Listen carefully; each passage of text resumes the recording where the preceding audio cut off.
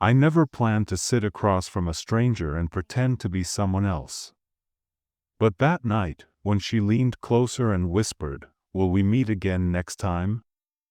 my heart stopped, because she thought I was my brother. I'm not proud of how it started. I'm 31, single, and tired of being the responsible one. The brother who fixes problems. The one who shows up when someone else messes up. That's been my role for as long as I remember. My younger brother, Samir, is the opposite. Charming.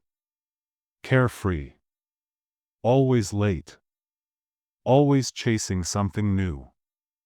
When our mother told me he had agreed to a blind date set up by a family friend and then decided not to go, I wasn't surprised. When she begged me to go in his place, just this once, I said no. 3 times. But then she said something that stuck. She's already on her way. She's nervous. Don't let her sit alone.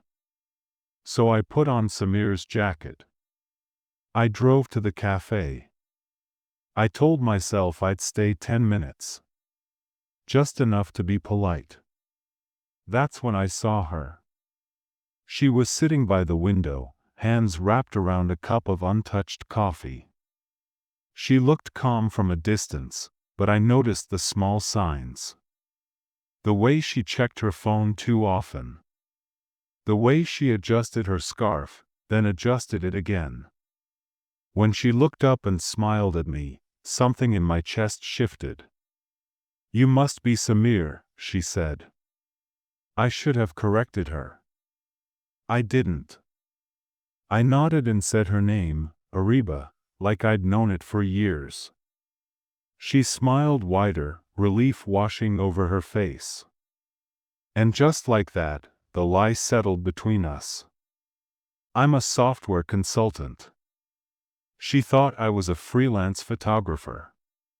She teaches literature at a private college. Loves old poetry. Hates loud places. She told me that within 5 minutes. I found myself listening more than talking. Asking questions I didn't need to ask. Watching the way her eyes softened when she spoke about books, about her students, about how she once dreamed of writing but never felt brave enough. She wasn't perfect. She admitted she overthinks. That she pushes people away when she starts caring too much. She laughed when she said it, but I could hear the truth underneath. At one point she said, "You're quieter than I expected." I smiled. Is that bad? No, she said quickly. It's nice. That word stayed with me. Nice.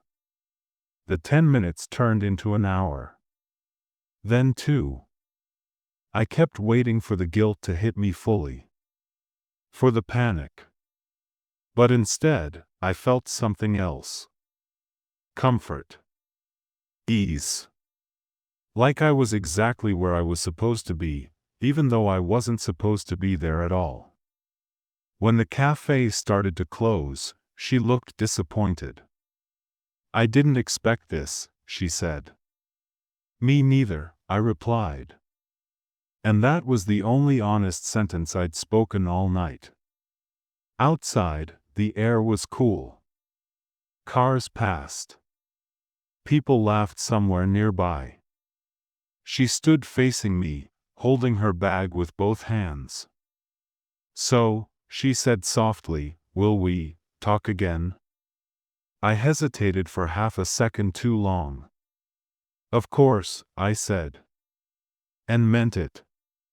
We texted. Every day. Morning messages.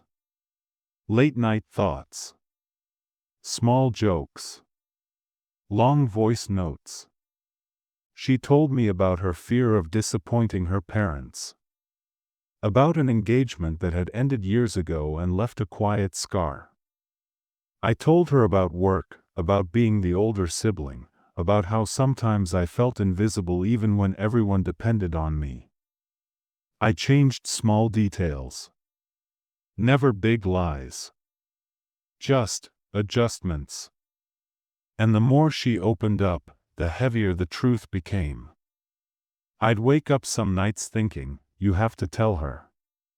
Then I'd imagine her face falling. The trust breaking. And I'd stay silent. We met again. And again. Each time, it felt more real. More dangerous. One evening, we sat in my car, rain tapping gently on the windshield. She talked about her dream of moving somewhere quieter someday. I watched her lips move and thought, I could love this woman. That scared me. Can I ask you something? She said. Anything. Why do you sometimes look like you're leaving, even when you're right here? I swallowed.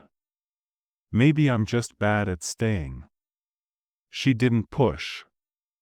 She never did. Then came the night that changed everything. We were walking after dinner, the street lights casting soft shadows. She stopped suddenly, turned toward me, and her voice dropped. Will we meet again next time? It wasn't a casual question. It was fragile. Hopeful. Brave. In that moment, the lie became unbearable. I need to tell you something, I said. Her smile faded, but she nodded. Okay. I told her my real name. I told her about my brother. About that first night. I didn't defend myself. I didn't justify it. I just spoke. When I finished, the silence was loud. She stepped back. Just one step. But it felt like miles. So, she said slowly, every memory I have of you started with a lie. Yes. She looked away, blinking fast. Did you ever plan to tell me? I was afraid. She laughed softly, but there was no humor in it. I trusted you. I know. I didn't fall for a name, she said. I fell for a person. That broke me. I am that person, I said quietly. Everything else was real. She didn't answer. She walked away. For weeks, there was nothing. No messages. No calls. My brother asked why I looked miserable. I didn't answer. I thought about her every day. Wondered if she hated me. If she missed me. If she erased me completely. Then one afternoon, my phone buzzed. Can we talk? We met at the same cafe. She looked the same. And different. I don't know if I can forgive you, she said. But I needed to understand. I nodded. That's fair. I keep asking myself, she continued, if I would have felt the same if I'd known the truth from the start. And? She looked at me. Really looked. I think, yes. Hope flickered. Just a little. But trust, she said, isn't something you explain your way back into. I know. We sat there, holding on to something fragile. When we stood to leave, she hesitated. Then she leaned closer and whispered, just like that first night. Will we meet again next time? This time, she knew exactly who I was. Yes, I said. If you let me. She nodded once. Slowly. We're not a perfect story. We're careful. Honest. Still healing. But we're real. And sometimes, That's enough. If you like this video, don't forget to hit the like button and subscribe to the channel. Thanks.